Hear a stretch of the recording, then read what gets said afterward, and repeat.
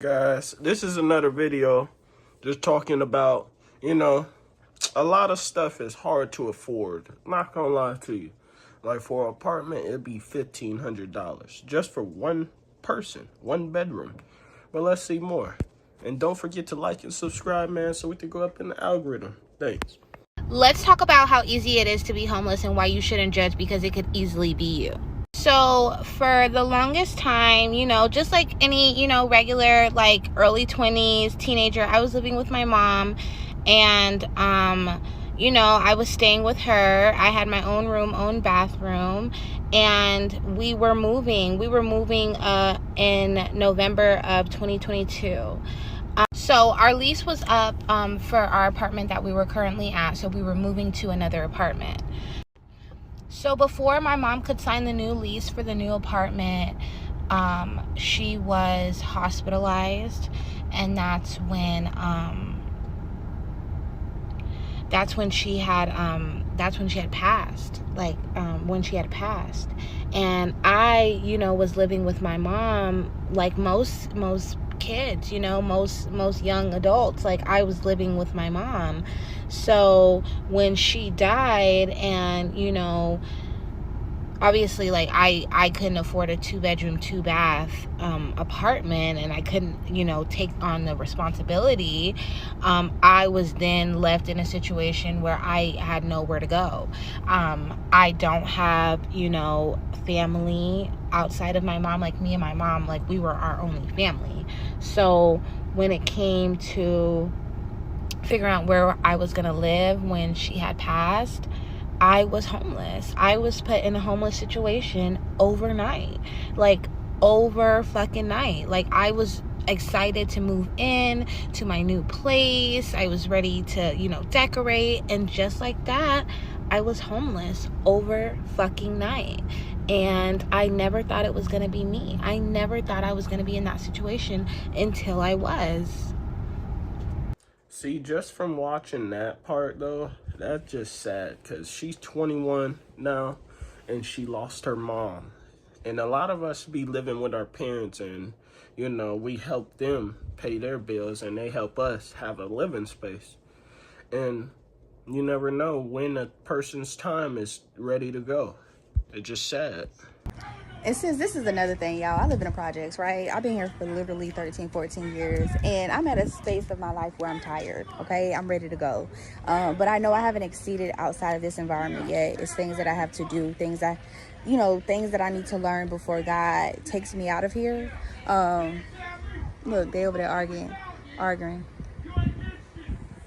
Just from seeing that, I used to live in a little neighborhood, like the south side, and it'll just always, you'll hear that type of mess. Like, literally, you just trying to chill, and all you hear is drama. It's like, I don't want to be over here. I want to be in a peaceful, safe location, somewhat safe, peace of mind.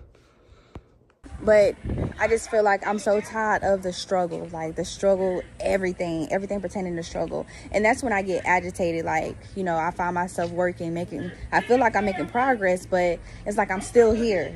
And it's not that, like, because I'm grateful for my place to stay. Like, I'm grateful, to have a roof over my head. I'm grateful for everything God has done for me.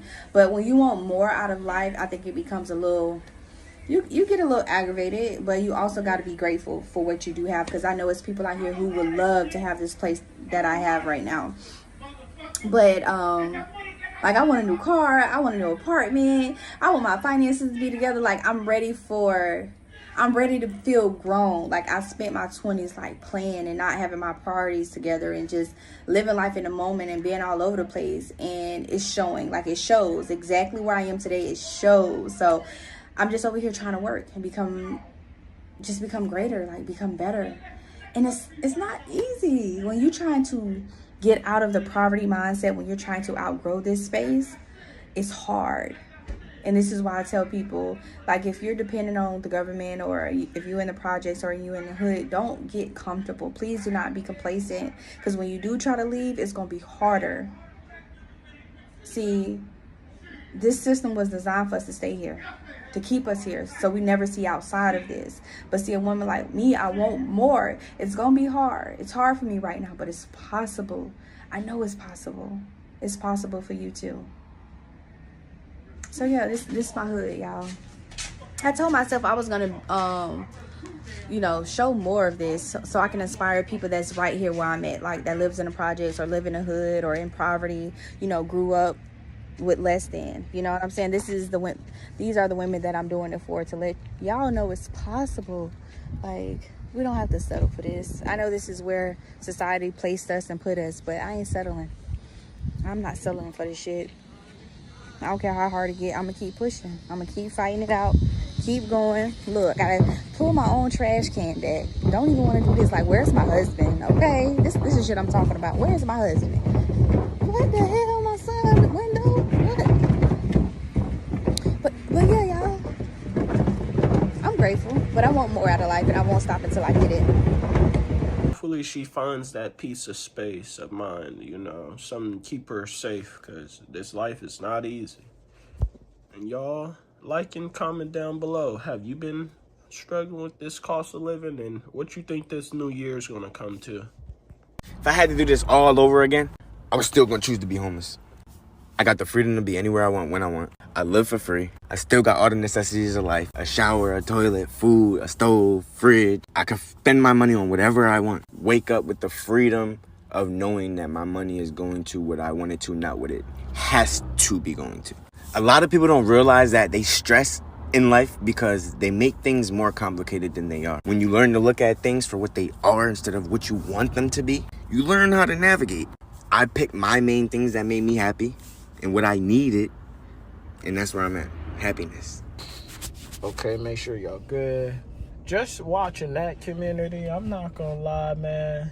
A lot of these women that are going homeless, especially with kids, it just shows you how hard their lives is getting. Like, they're getting their cars taken, so they're being homeless now, and they're just not being held from being able to stop these people. But I'm just curious, have you been homeless before? Because, not gonna lie, man, I was thinking about it, but I'm like, man, they be taking your cars while you sleep. It's crazy. But let me know in the chat down below, and also like and subscribe so we can go and boost the algorithm. Thanks. Get in, baby. Get in. No, Get in. Hurry up. no, baby, don't get in the Buckle car. up. Buckle up. Buckle up. Hurry up. Buckle up. Buckle up. No, you're not getting in the Yes, car. you. No, Stop. Get your hands off my doggone door. no, no. You could not take my car.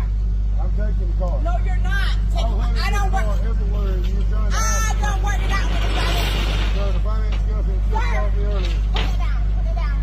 Don't listen to her. Hook to it. Don't you hook to nothing. Zach, hook to it. No. Dad, I don't care. Zach, No. you ain't got to worry about it. No. Do not. Take it. Come on. Get in. Get in. Buckle your seatbelt up, son. How we ride. That's all right. You can ride with me, baby. Just don't go nowhere. Just watching that, a lot of parents don't know how to keep their kids safe. Like, why she got this little boy getting in the middle of all this when that tow truck guy looked like he already got the car? So there's no reason to jump back into a car when it's not safe. You're endangering both parties. Sir, you're not taking my car. I'm taking the car. No, you're not. That's I ain't not taking even the car. I an have option. keys to it. That's not even an option. What can I give you right now not to take my car? You can't give me anything, ma'am. I done worked it out with the finance people. stuff. Okay, I done worked it out with them. They called me at lunch today and wanted I don't care when they call you. You're not taking my car. This is I'm my taking the car. No, you're not. You're not taking my car. Taking the car. Nope. We're not even. I'm not. That's not even an option. You can unhook me. Unhook me. Don't unhook it. Unhook me. You're not taking my car, sir. I'm taking the car. Go get my spare key so I can drive off with my car. I don't care if I got to pull the front end off this bitch. You're not taking my car.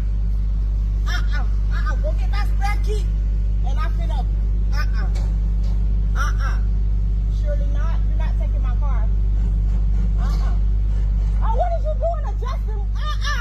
No, sir. Hurry up. Take it with the keys. Hopefully they save that kid, man, or something. Homeless people buying drugs with the money you gave them is no different than you going to a crab boil with only $50 left in your account. See, she might be cooking with that one, but let's see more. I don't care. what homeless people do with the money that I give them. The moment that money leaves my hands, it's theirs. Yeah, they should buy food, water, whatever, but what if they already have that? Fuck they gonna do with $5 that you gave them? They gonna buy a fucking house with it? Imagine sitting all day on the corner of the sidewalk having people look at you crazy, treating you like shit, telling me that I can't have a fucking can of beer and a pack of cigarettes? Fuck you. A whole analogy about you getting a crab boil being like, oh, well, at least I have a house, at least I have a job. A lot of y'all are one emergency away from being just like a homeless person. These rent prices, no joke. These hospital bills, no fucking joke. Maybe they should get a job. You need an address to get a job for the most part. And a lot of homeless people do have jobs. Problem is, a lot of people think that homeless people need to earn respect, need to earn their humanity. And it's just like, y'all don't see these people as human beings, and that's crazy. Got a lot more in common with the homeless person downtown than the millionaire that you aspire to be. You're promoting drugs? I'm promoting harm reduction. One, withdrawals go crazy, they could kill somebody. In a perfect world, everybody would have housing, rehabilitation, but that's just not what's gonna happen. So, when I give them a little bit of money for them to live their lives, that's their business. It's really none of my business. I mean, she's somewhat got a point. I don't fully agree on all that, but not gonna lie, if I feel like he's gonna use that for drugs or something, I'm just gonna not give it to him. That's all. Even if it's not my business, I'm not gonna help a homeless person take themselves out the game. Y'all, and to top it all off with this homeless shelter stuff, all them women was up there smoking marijuana.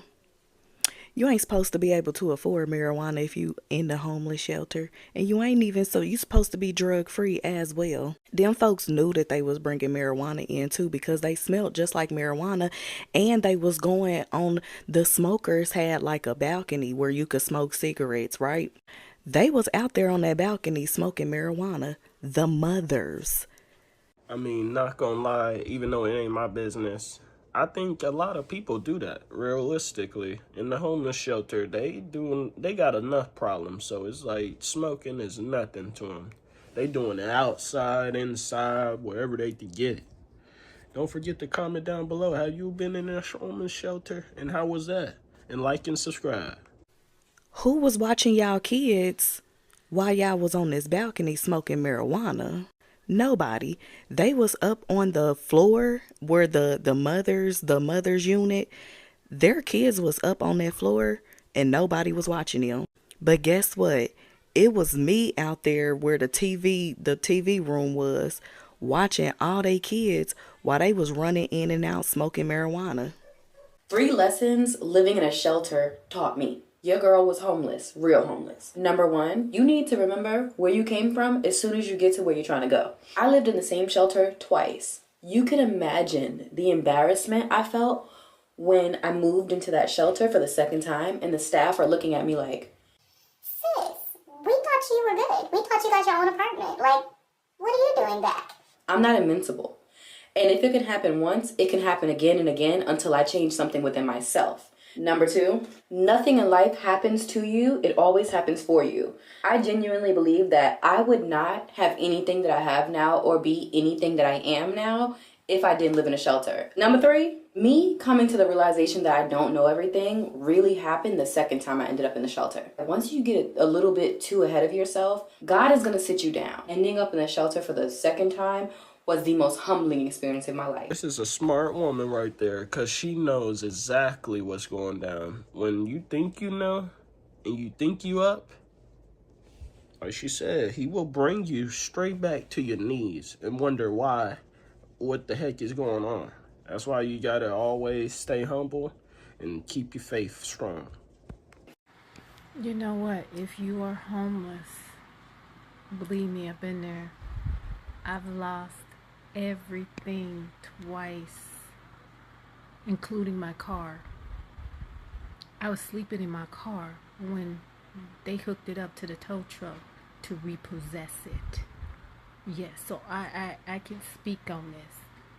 First time I was homeless, I was in the shelter system in LA with my kid for a year and a half, and I had a job making $9 an hour as a intern at the courthouse. because nobody would hire me in property management even though I had the degree and the expertise. Second time I was homeless, I had lost my job. I couldn't afford to pay my apartment and I got evicted. I know what it's like to lose everything and not have a place to stay. I've slept in my car. I've slept in laundry rooms. But I say this, do not get disheartened. You cannot focus on where you are now. You have to focus on where you want to be. Go to my YouTube channel.